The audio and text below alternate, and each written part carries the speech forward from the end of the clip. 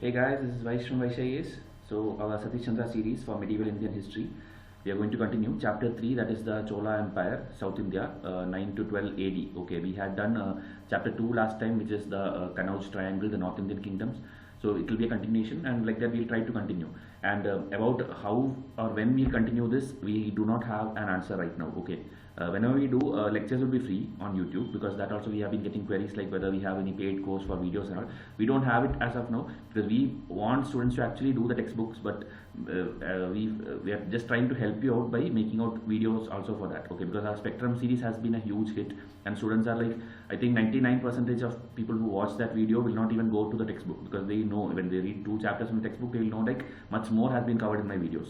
Okay, but ancient history we covered after that, and medieval I'm not sure whether we'll be able to complete before prelims, because we are not doing it continuously because of the workload in the background. Okay, we are held up with the 2019 batch, both me and ma'am. We are like daily correcting papers or setting the question papers for the next one. We have mains test series, which is right now closed, because that also I have to tell you, because we get queries daily whether something, the batch 3 or something is going to launch, but we don't have mains program as of now. A mains mini test series is in pipeline. Maybe if it is being announced, it will be announced through YouTube only. Okay, so that is about that.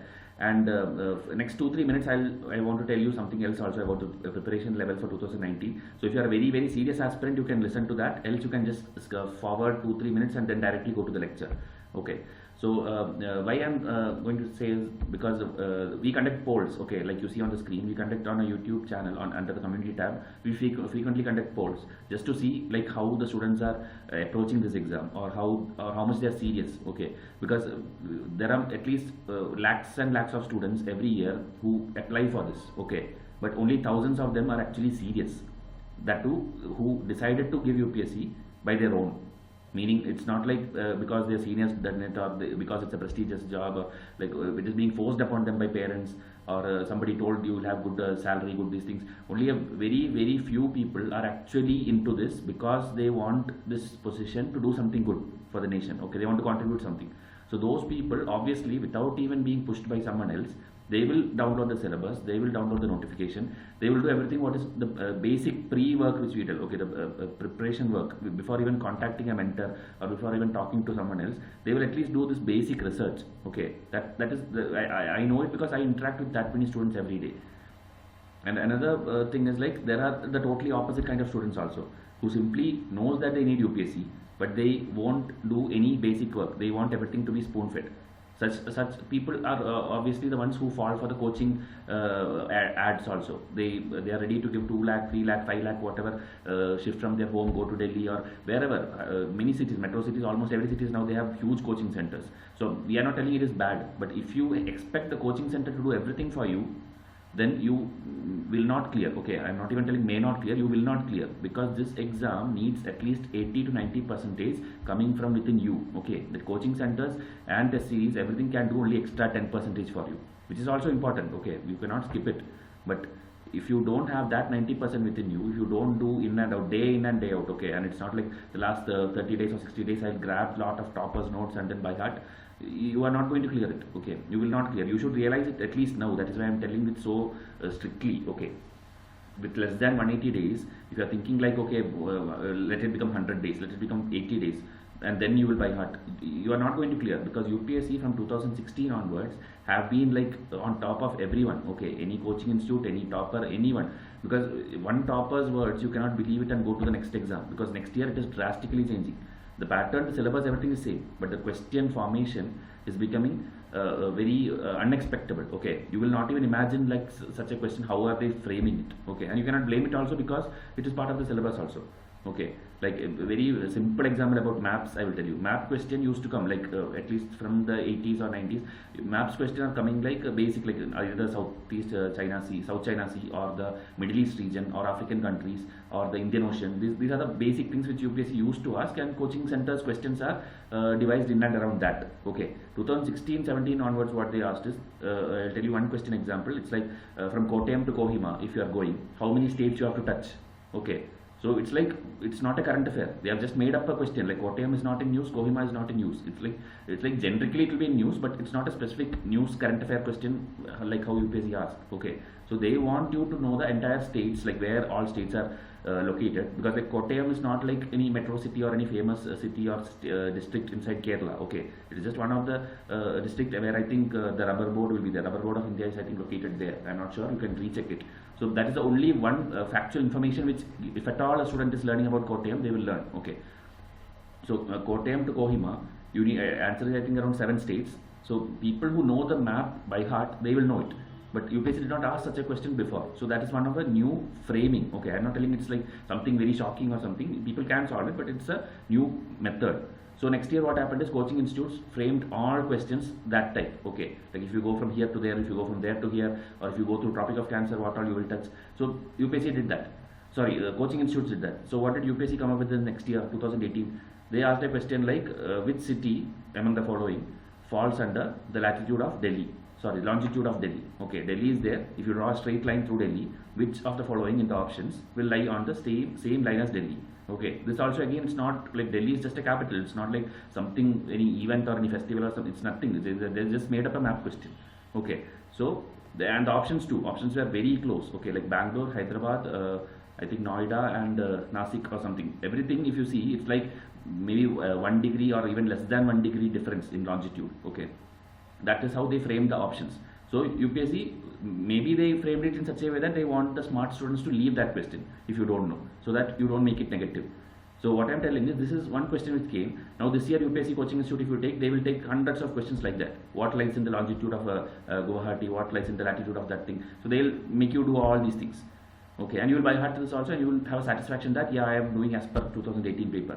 But now 2019, UPSC will come up with totally something new. We are sure that something new will come. We ourselves cannot predict it, but we'll keep trying. Okay, whenever whoever forms test series, they will try something new. But if you see somewhere like they are doing the same thing which have been done in the just previous year to that, that's not going to come. Okay, we are saying based on the experience. Okay, 2016, 17, 18, we have been closely watching, and that is why our test series are like modified and updated every particular year. Okay, and the number of tests also, if you see, we are the ones who are offering the most number of tests, meaning the most number of tests in GS. Any other test series you take, it will have at least how much? It will have at least 40 tests. Okay, I think maximum 40 tests, out of which at least 5 or 6 will be CSAT. So remaining 32, 34 tests you are getting. 3200 MCQ is the only thing you are getting for GS. Okay, so we have 6500 MCQs, which is purely GS. We don't even care about making a test series for CSAT. Okay, because CSAT is something like out of 80 questions you do 25 or something you will clear. You need just 33%. Okay, that anyone who knows basic English and basic puzzle solving skills, you will do it. You don't need even to study. Maybe if you want, you can do the last year's paper and go just before the exam. Okay, 2018's paper, take it and solve it. It will take maximum 2 hours time. That's the only thing you need to do for CSAT. Okay. Why I'm telling all these things, because I'm not getting time to make separate videos in my Thursday tips or whatever which I do. Okay, like today is Thursday, so I'm supposed to make a video, but there I'm not able to talk. Okay, I'm mostly putting some slides. I have to type it all and then I'm putting it out through some animation or something. Okay, so today I felt like talking to you and telling all these things. That is why I'm telling you, buy test series from whichever source, but you have to do MCQ solving, because the more and more you get exposure to different variety of MCQs, the more you will understand that UPSC is tough. Okay, else if you still by heart the same pattern, same thing from previous years, or the mock questions which is not of high standard, you will think like till the day of exam you will be like very, very confident, and you will be thinking like I'll clear. You will easily get that cut-off mark of 50% or whatever UPSC does, but on the exam day you will be in shock. Okay, so that is why maximum MCQs, we recommend the number 10,000. Okay, 10,000 MCQs including previous year papers. Okay, 1995 onwards, if you do previous year papers itself, that itself is like much more, like you will get 2000 to 3000 MCQs there itself. Okay, so do everything right from now. Don't wait like I have to complete syllabus or something, because that is one sentence we often hear, like I'll complete my syllabus and then do this thing. There is no one in this planet who can complete UPSC syllabus. Okay, that is a word from me. Okay, because UPSC syllabus is something, the first line of UPSC syllabus, you download it today again and then read it again. The first line itself in the UPSC syllabus is every event of national and international importance. Okay, every event of national and international. So after that, whatever they type in the syllabus doesn't matter. Anything which here our Indian government does, or anything which the US government or the NATO or anyone does, it is all part of your syllabus, and that is like added every day. Okay, to current affair, every day something is getting added. So you completing your syllabus means maybe if you're taking static also, you cannot complete static as well. Okay, because if it's mentioned 1857 revolt, how much ever you learn from 5 textbooks also, UPSC can make a question from that particular same textbook which you read, which you cannot solve. They have done it already last year by complicating the questions of Champaran Satyagraha or subsidiary alliance and all, which students felt like it was very easy, but when they read the options, 2 or 3 options will be like very close.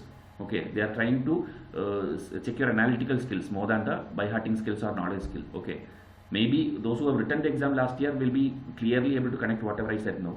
If it's new students, 2019 students, when you solve the 2017, 18, 16 papers, 3 papers when you do, everything what I tell will be like directly hitting you. Okay, you will clearly understand. Because I see that most mentors are not telling you this. Okay, very seriously they are not telling you. They'll just tell, okay, do this, do that, but they are not telling you why this is being stressed upon. So at least today, okay, please, I think December 13th or 14th something today date. So please start at least today. Don't think you have 6 months. 6 months will go very fast. Okay, for a serious aspirant, it's like very fast. You will not even realize that time has reached. So please be very serious in solving the exams. Okay, solving test papers, writing mains, whatever. Unfortunately, we have closed our mains batch, so we cannot conduct mains new enrollments. But prelims is still open. If you want our test series, you can get that. Else, whichever good source you have, please get them and start. If you understand things, understand. But there are many things which you have to by heart also. Okay, like many things will be like the eligibility criteria of this CVC, CIC, polity things. It's like you have to by heart it only. Like who is 6 years term, who is 5 years term, and all. So that also through our revision charts and all, we have tried to make it simple. But whichever source you are studying, you need to start by hearting also even now. Okay, UPSC is not only about understanding, there is a lot of by hearting factor also. There are much more factual things like cultural, dances, folk, arts, everything. Okay, so maybe rest of things I'll tell you in a separate video, because this is meant to be a lecture video. So these are, again, you can pause and see, it's our usual test series thing which is there out almost everywhere. Even the link which will be there in this description box, you can see there for the whatever is open from Vysh IAS. Okay, lectures, as I said, it will be free and I'll do it whenever I get time. Okay, so let's continue, because I think already we took a lot of time. So Chola Empire, 9th to 12th century AD. Okay, the Chola Empire, I'll be reading. Okay, I'll be reading it very fast, but whenever it is like factual thing or needed for prelims, I'll repeat it one more time. Okay, the Chola Empire, which arose in the 9th century, brought under its control a large part of the peninsula. The Cholas developed a powerful navy which enabled them to develop India's sea trade in the Indian Ocean and to conquer Sri Lanka and Maldives Islands. Their influence was felt even in the countries of Southeast Asia. The Chola Empire may be said to mark a climax in South Indian history. Okay, so this 9th to 12th century, they are just giving a brief in this 1 or 2 lines. Like Cholas had a powerful navy, they had strong hold in the Indian Ocean up to Sri Lanka, Maldives and Southeast Asia, and it's like a climax in South Indian history. Okay, not very difficult, it's just a introduction of, okay, like how was their span. Okay, now the rise of Chola Empire. The founder of Chola Empire was Vijayalaya. Okay, this is important because the founders are often very not so famous people. Okay, because when we tell Chola Empire, we'll remember Rajaraja Chola, Rajendra Chola and all, but this founder we often tend to forget. Okay, because in UPSC what they'll do is Rajaraja formed or founded, established Chola Empire. They'll put a hard statement there, and then 1 and 2, 2 and 3 that they will play. So that time this Vijayalaya may not strike you. If you see Vijayalaya, maybe you will remember, but they will not purposely put that name in the options. Okay, so that is why you need to remember every dynasty. Okay, whatever we did in the last chapter also, Rashtrakutas or I don't remember what all we did, but all those kingdoms, the founder will be mostly not so famous person. Okay, so try to make a table and then by heart all these names. Okay, just day before prelims, just glance through it, you will remember. Okay, but you should make a note. Don't watch this video again from starting to end. So Vijayalaya, who was first a feudatory of the Pallavas. Okay, so this is also again a general trend, like he will be a chief or a governor or something under some other dynasty, and then he will rise up with his own kingdom. That happens everywhere. Okay, late medieval also it happens. So Vijayalaya under Pallavas, he established the Chola. Now he captured Tanjore in 850 AD. By the end of the 9th century, the Cholas had defeated both the Pallavas of Kanchi and weakened the Pandyas. Okay, Pandya, the region will be Madurai. Okay, this match the following UPSC used to ask in the 90s, like Pallavas, Kanchipuram, Pandya, Madurai, then Chola will be Tanjore, like that. Okay, so bringing the southern Tamil country, Tonda Mandala, under their control. Okay, but the Cholas were hard put to defend their position against the Rashtrakutas. As we have noted in the previous chapter, Krishna III defeated Chola king, and the next, the northern part of the Chola empire. Okay, so this again, it's a continuation of last chapter, like the Krishna III got this northern area of Chola empire. This was a serious setback to Cholas, but they rapidly recovered. Okay, so even though Krishna III tried, they recovered. Okay, Cholas recovered, particularly after the death of Krishna III. Okay, because after Krishna III, there's no much big rulers there in Rashtrakuta. 965 AD is the downfall of Rashtrakuta. So that is how it's the beginning of Chola empire. Vijayalaya, the place name, Rashtrakuta tried, and they recovered. Cholas recovered. Age of Rajaraja and Rajendra I, the greatest Chola rulers. Okay, these people, these are timeline. At least an idea you should have. At least because chapter name is like this, you will remember hopefully. Okay, Rajaraja had been appointed heir apparent in his father's lifetime and had extensive experience of administration and warfare before his accession to the throne. Rajaraja destroyed the Chera navy at Trivandrum, Thiruvananthapuram, and attacked Quilon or Kollam. Okay, he then conquered Madurai and captured the Pandyan king. See here, Madurai Pandya. Okay, what I told. So he also invaded Sri Lanka and annexed its northern part to his empire. These moves were partly motivated by his desire to bring the trade with Southeast Asian countries under his control. So overall, it's like everywhere. Okay, almost every South Indian states, kingdoms, and also Southeast Asia.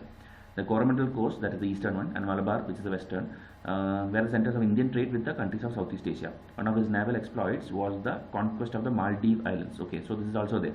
So if you see almost everything, so it's like very easy. Anything comes in option, almost everything they captured. Now Rajaraja annexed the northwestern parts of the Ganga kingdom in northwest Karnataka. Okay, Ganga kingdom, northwest Karnataka, and overran the Vengi.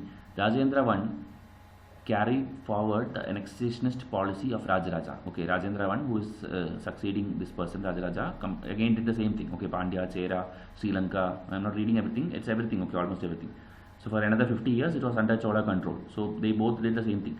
Now Rajaraja and Rajendra I marked their victories by erecting a number of Shiva and Vishnu temples at various places. Okay, this is one method what they do. Like like later when Mughals will come, if they have a victory or something, they'll set up that pillars, or even Ashoka did that pillar. Or now Mughals also will have gateways or something like that, a mosque, something will be there. So these people did Shiva and Vishnu temple whenever they had victory. The most famous of these were the Rajarajeshwara temple at Tanjore, which was completed in 1010. Okay, so here it's like your art and culture part. They can go deep into this thing also, because last year they had that also. Like they gave the temple name or a mosque name, and right side they gave the material of which it was made, like marble or granite or stone. They went into that level. You can get it from the CCRT website. Just Google CCRT. You will get every temple. Just make a table. Like this is made of this, this is made of that. It will hardly take half an hour time. But these are things which you should do. Okay, yourself. That is what I told in the beginning of this video. Basic serious students will do all these things themselves, because they know, they have been seeing the previous year question papers, and it comes to them when they read one line. They understand like, okay, this particular line, this question will come. Okay, like how I am pausing and telling, that is how you should also be able to tell. Okay, so we'll continue. The Chola rulers adopted the practice of having long inscriptions written on the walls of these temples, giving a historical narrative of their victories. This is why we know a great deal more about the Cholas than their predecessors. Okay, so that is why we have, like, historians know that much things, because they themselves used to write a lot of things on their temple walls. One of the most remarkable exploits in the reign of Rajendra I was the march across Kalinga to Bengal, in which the Chola armies crossed the Ganga and defeated two local kings. This expedition, which was led by Chola general, took place in 1022 and followed the same route which the great conqueror Samudragupta had followed. Okay, so in ancient history I told Samudragupta going to that direction, Bengal region and all. So same path this Chola general also took, and they crossed Ganga and reached there because they are coming from south. So such things, okay, very basic things, just like a story you understand. To commemorate this occasion, Rajendra I assumed the title of Gangai Konda Chola, or the Chola conqueror of Ganga. Okay, so it's Rajendra I. Okay, this title matching also, it's a very old type of question of UPSC, but we cannot say, maybe to 2019 they will again ask. So Rajendra I is Gangai Konda Chola. Okay, I think I have one revision chart for this also, like titles and kings. Okay. So he built the new capital near the mouth of the Kaveri and called it Gangai Konda Cholapuram, or the city of the Chola conqueror of Ganga rulers. Again, they crossed Ganga, so that is the term for that city and that person. Okay, Rajendra I. As even more remarkable exploit in the time of Rajendra I was the naval expedition against the revived Sri Vijaya Empire. The Sri Vijaya Empire, which had been revived in the 10th century, extended over the Malay Peninsula, Sumatra, Java, and the neighboring islands. Okay, so the Sri Vijaya, if you see one more time next time, you should immediately click, like you should know, like it is the Southeast Asia. Okay, the Malay Peninsula, Sumatra, Java, and all. Sumatra 2016 map based question came. Okay, again it was a weird question for the first time it came. I think which is closest to the Nicobar island, something like that was the thing, and they gave Sumatra, Java, Bali, everything were Indonesian islands in the options. Okay, and I think Sri Lanka was there, I think, so like that. Okay, so it was little difficult if people have not seen the map at all. Else it was easy because they know like Sumatra is on top, and so Sumatra was the answer. So again, the rulers of the Sailendra dynasty were Buddhist and had cordial relation with the Cholas. The Sailendra ruler had built a Buddhist monastery at Nagapattinam, and at his instance, Rajendra I had endowed a village for its upkeep. So this also it's a usual thing whenever you set up a temple or monastery, the funds for the upkeep, okay, how you will maintain it, you will need a village or the taxes from a particular village. So that will be assigned. So that same way, this Buddhist monastery also was assigned a village as a tax source for this thing, okay, by Rajendra I for this Buddhist monastery. The cause of the breach between the two apparently was the Chola eagerness to remove obstacles to Indian traders and to expand Chola trade with China. Okay. So these are reasons, like China is also being focused. So if you see Chola almost everywhere, okay, Bengal, China, Southeast, Maldives, Sri Lanka, everywhere they have touched upon, okay. The expeditions led to the conquest of Kadaram or Kedah and a number of other places in the Malay Peninsula and Sumatra. Okay, this Kadaram and Kedah is also somewhere in the Southeast Asia. The Chola navy was strongest in the area for some time, and the Bay of Bengal was converted into a Chola lake. Okay, so it's like philosophically they are telling it's like just a lake for them because they are like having strong hold there. The Chola rulers also sent a number of embassies to China. These were partly diplomatic and partly commercial. Chola embassies reached China in 1016 and 1033. Okay, again timeline. A Chola embassy of 70 merchants reached. These numbers are not important, but at least you should know the 1000 AD or 1100 AD. People were going here and there. Okay, from here to there and there to here. And these numbers are always exaggerated, so it doesn't matter. Okay, you don't have to by heart. But here, this articles exchange, okay, glassware, camphor, brocades, rhinoceros horns, ivory, you would at least remember this because UPSC have asked last year 2018 like what were the things which Britishers exported from Indian land or something. So they were like weird choices like pepper, saltpeter, cotton, jute, something else. So if you read the NCRT, it was solvable. Same way, if you have read this one now, Satish Chandra, you can solve this also. If UPSC asks, okay, what were the things which are exchanged between Chola and Chinese? So you should know glassware, camphor, brocades, rhinoceros horns, ivory, etc. Okay. So this is how, because I have seen all the question papers, I am able to immediately tell you, okay, this is what you also should do. See the question papers and syllabus first and then study anything which you want. Whatever you study, you will study the right way. Else you will be not knowing what to focus, what not to focus. Okay. Okay, let's continue. So tribute was the word used by Chinese for the all articles bought for trade. Okay, so tribute is not the actual meaning which we think. Okay, tribute is like anything which is exchanged in trade is considered as tribute. Okay. So after that, the Chola rulers fought constantly with the Chalukyas who had succeeded the Rashtrakutas. Okay, so after Rashtrakutas there was someone called Chalukyas. Okay, it's actually later Chalukyas because before Rashtrakutas there was the actual Chalukyas. Okay, which we studied already. This is later Chalukyas. Okay, and their capital is Kalyani. Okay, this is also one way UPSC will confuse you. They'll give Chalukyas and in the right side they'll give Kalyani, but that will be wrong. Okay, because this is actually later Chalukyas, which is a different, altogether different kingdom. Okay, Kalyani is the capital. If you know what was the actual capital of the actual Chalukyas, tell me in comment section, okay, because I have already taught you in multiple videos. The Cholas and the later Chalukyas clashed for the overlordship of Vengi, okay, Rayalaseema. Okay, this Rayalaseema, Vengi, here, if you see here, I have already told you Vengi, okay, not just Karnataka. So, again, this new name, old name, these kind of different names and all UPSC have asked, but I don't know whether everybody can remember everything. Try to make notes. The Tungabhadra, Doab and the Ganga ruled country in the northwest Karnataka. Again, regions in and around Karnataka they are telling, okay, because the clash between Cholas and later Chalukyas. Neither side was able to gain a decisive victory in the contest, and ultimately it exhausted both the empires. Okay, so both came to an end. It also appears that the wars were becoming harsher during the time. The Chola rulers sacked and plundered Chalukyan cities, including Kalyani, and massacred the people, including Brahmanas and children. They adopted a similar policy in the Pandya country, setting military colonies to overawe the population. They destroyed Anuradhapur, the ancient capital of the rulers of Sri Lanka. Okay, again, maybe match the following can come, and treated their king and queen harshly. These are blots in the history of the Chola Empire. Okay, so these are something which shows like they even went to the extreme end of like very like violent methods. Okay, so however, once they had conquered a country, the Cholas tried to set up a sound system of administration in it. Okay, so to acquire it will be harsh, but once they get it, it will be like a very stable system. Okay. One of the remarkable features of Chola administration was their encouragement of the local self-government in the villages all over the empire. Okay, this local self-government of Chola have even come as a mains question. Okay, so you know how much important it is. Okay, they can again ask it, maybe not very soon, but after 2-3 years they'll again ask it. Okay, for mains. The Chola Empire continued in a flourishing condition during the 12th century, but it declined during the early part of 13th century. The later Chalukyan Empire in the Maharashtra area had also come to end during the 12th century. Okay, as we told, like both clashed to each other and both ended almost the same time. The place of Cholas was taken by the Pandyas and the Hoysalas. Okay, so this order, if you should know, okay, later Chalukyas, Cholas were almost the same time, Rashtrakutas were before this, Hoysalas are after this. Okay, so at least that idea you should have. You don't have to remember like it is like 10, 11, 12, that numbers is okay, but at least the order you should know. Okay, so and of the later Chalukyas by the Yadavas and the Kakatiyas. Okay, so these are again new kingdoms which came later.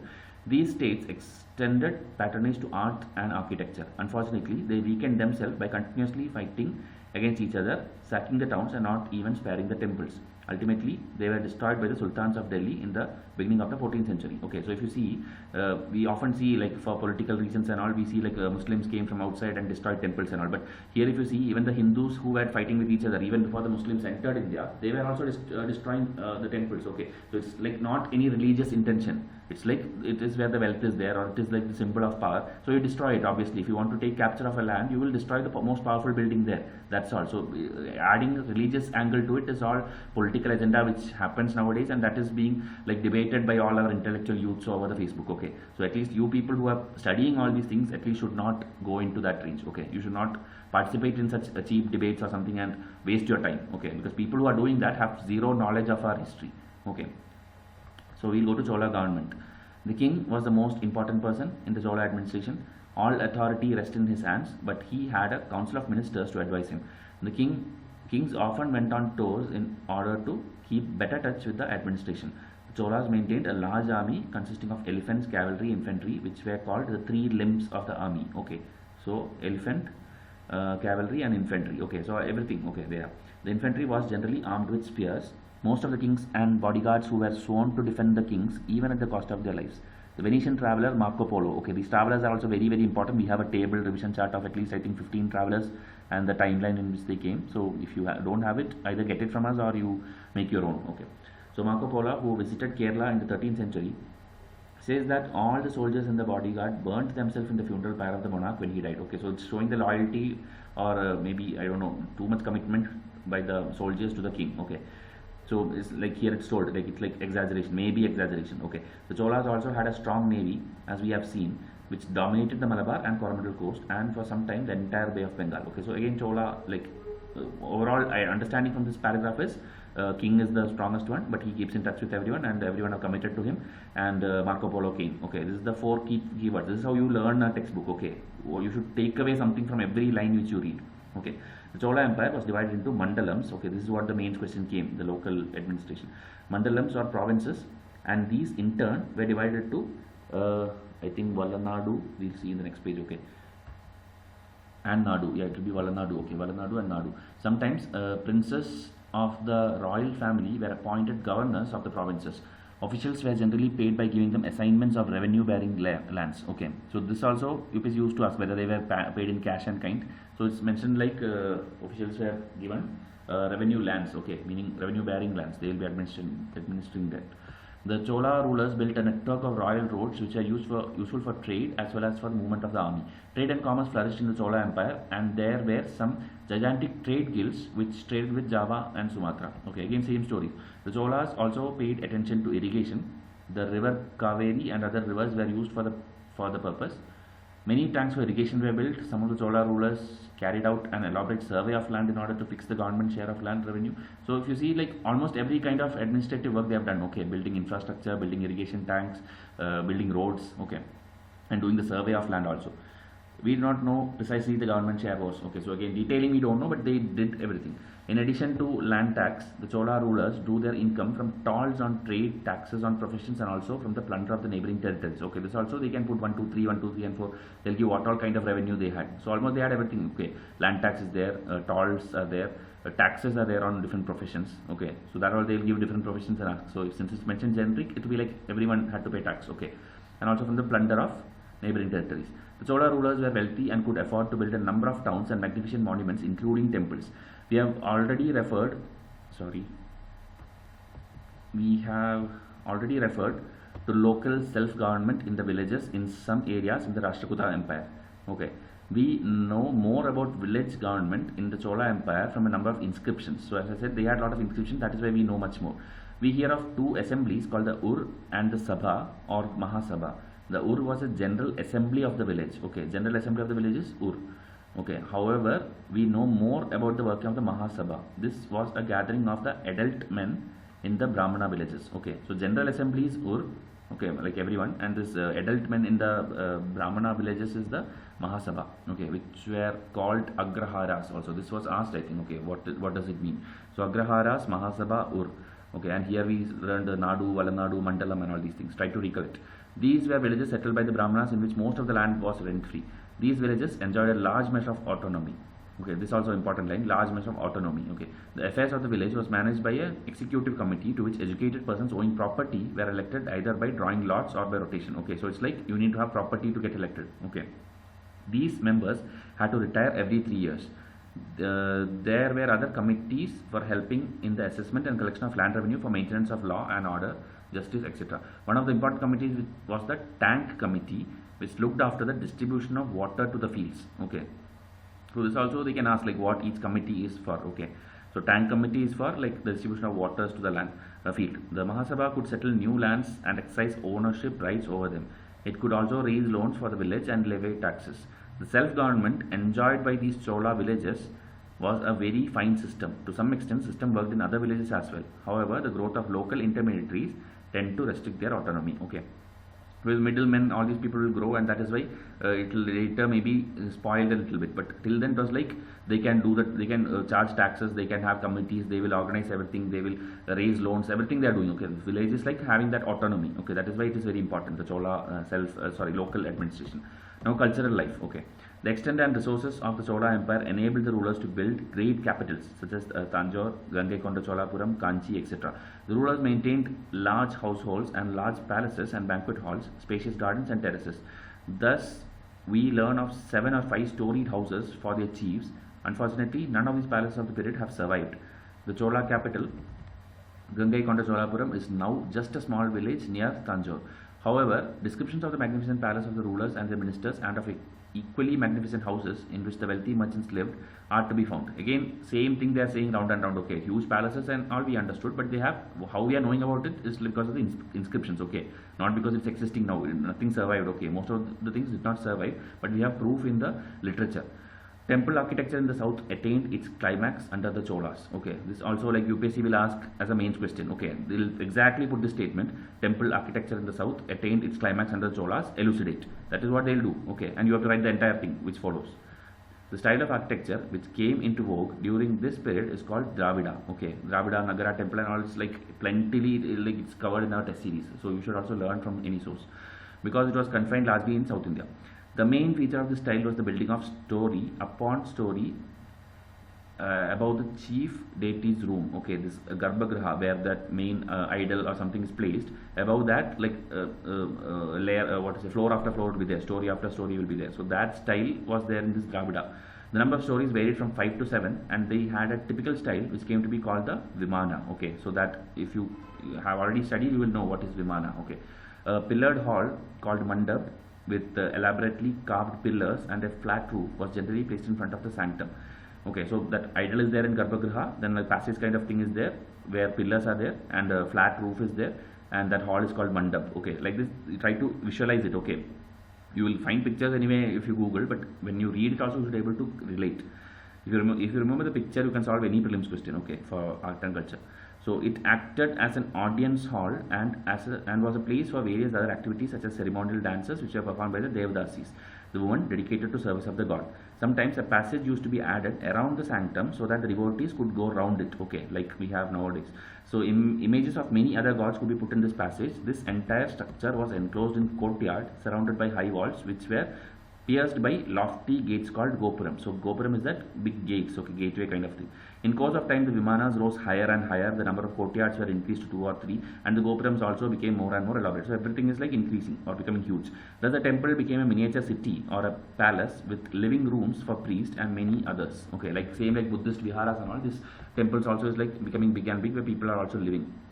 The temples generally enjoyed revenue-free grants of lands of their expenses. They also received grants and rich donations from wealthy merchants. Some of the temples became so rich that they entered business, lent money, and took part in business enterprises.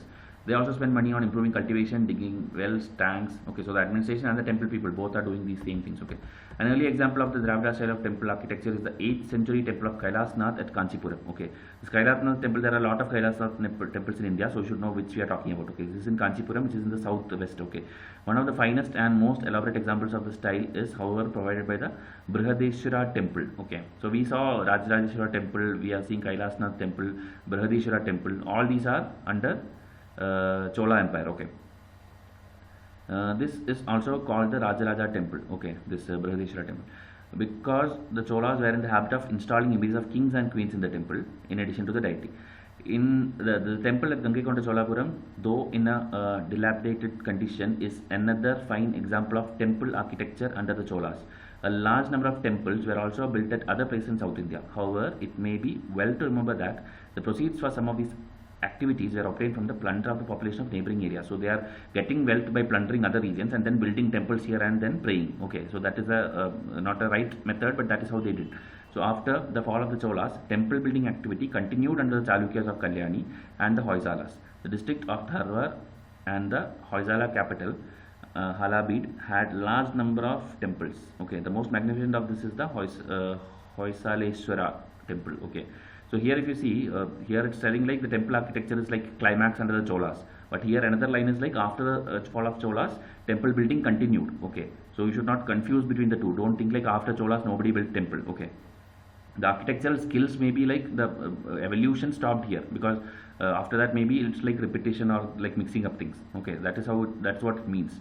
Okay, so these are again pictures, but more pictures I showed you while doing ancient history class 6 textbook and all, so that will be more elaborate, I think.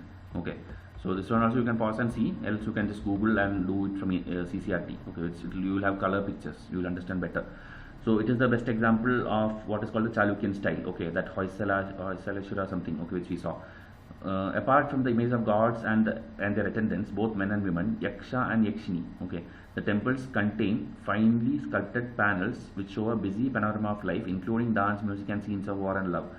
Thus, life was closely integrated with religion. For the common man, the temple was not merely a place of worship, but the hub of social and cultural life as well. Okay, this also is a statement which UPSC will ask. Okay, they'll put the statement and tell elaborate. So you have to tell all these things. The art of sculpture attained a high standard in South India during this period. One example of this was the giant statue of Gomateshwar at Sravanabelgola. Okay, it's in Karnataka. Okay, Gomateshwar. After aspect was image making. Sorry, another aspect was image making, which reached its climax in the dancing figure of the Shiva called Nataraja. Okay, this also was like a weird question when it came in mains. Okay, they asked to explain the Nataraja figure. Okay, because if you have seen the Nataraja picture, you will know it has a lot of things to explain in that, or what each thing symbolizes. So that is how UPSC is. How much ever you read, you will read this textbook, everything and go, but UPSC will shock you in the exam hall by asking much more in depth. Okay, so that is why I told, be prepared, or at least start preparing from now in detail. Nataraja figures of this period, particularly those in bronze, are considered masterpieces. Many fine examples of this are to be found in the museums in India and outside. The rulers of the various dynasties also patronized arts and letters during this period. While Sanskrit was regarded as a language of high culture, and number of kings as well as scholars and court poets wrote in it, a remarkable feature of this period was the growth of literature in the language of the areas. A number of popular saints called Nayanas and Alvas, okay, that is Shivaites and Vishnu people, okay, that's why Nayanas and Alvas, it's different terms, okay, flourished in this Tamil area between the 6th and 9th century. They composed 6th and 9th, so it's like before this, okay, before Chola. They composed their works in Tamil and the language of the area. The writings of these saints, which were collected into 11 volumes under the name Tirumurais in the early part of the 12th century, are considered sacred and are looked upon as the 5th Veda. Okay, so this Tirumurais is considered as the 5th Veda, which is 11 volume writings, okay, of the saints in Tamil language. Okay, so this is how you backtrack everything. Okay, these people, Nayanas, Alvas, regional language, 11 volumes, Tirumurai, 5th Veda. Okay, the age of Kamban, who is placed in the second half of the 11th and early part of the 12th century, is regarded as a golden age in Tamil literature. Okay, Kamban's Ramayana is considered a classic in Tamil literature. Kamban is believed to have lived at the court of Chola king. Okay, so this again is a way of like UPSC question. Okay, they will ask contemporary. Like Kamban was contemporary to Rashtrakuta ruler. He was contemporary to Mughal rulers. They will simply put some other kingdom there. Okay, you should know. So Kamban you have studied in the Chola chapter. Okay, so he wrote the Ramayana also, one version of Ramayana. So many others took their themes from the Ramayana and Mahabharata, thus bringing these classics nearer to the people. Though younger than Tamil, Kannada also became a literary language during this period. The Rashtrakuta, the Chalukya and the Hoysala rulers patronized Kannada as well as Telugu. The Rashtrakuta king Amogavarsha wrote a book on poetics in Kannada. Many Jain scholars also contributed to the growth of Kannada. Pampa, Ponna, Ranna are regarded as the three gems of Kannada poetry. Okay, this I remember we have a detailed revision charts of what these people did, what were their books and all. Although they were under the influence of Jainism, they also wrote on themes taken from the Ramayana and Mahabharata. Nannaya, who lived at the court of Chalukyan king, began the Telugu version of the Mahabharata. Okay, so again, Kamban is Ramayana, this Nannaya is Mahabharata. He was Chola and he is Chalukyan. So these are the things which you guys pick up. Okay, just from one page they are taking all these things and making questions for you. So please make a note now itself. Okay, Kamban Ramayana and Nannaya Mahabharata. Okay, because this is what we also make MCQs. Okay, this is how we frame MCQs. We pick up each and everything which we feel relevant. That is why we keep insisting you to get a test series or prelims at least. Okay, because we cannot guarantee for mains, because mains is a huge thing. Still, your writing skill can be improved, but prelims is something where we are picking up things based on our reading from standard books only. Okay, so try to get them whenever you feel like solving MCQs. So again, next name is like the work begun by him was completed in the 13th century by Tikkanna. Like the Tamil Ramayana and the Telugu Mahabharata is a classic which inspired many subsequent writers. Okay, so these are all classics. Okay, so Kamban, this Pampa, Ponna, Ranna, Nannaya, Tikkanna. Okay, all these are people at this time, 11th, 12th, 13th centuries. Okay. Many folk or popular themes are also to be found in these literatures. Popular themes which are not derived from Sanskrit and which reflect popular sentiments and emotions are called Desi or rural in Telugu. Okay, so that's how it mentioned if it's not derived from Sanskrit.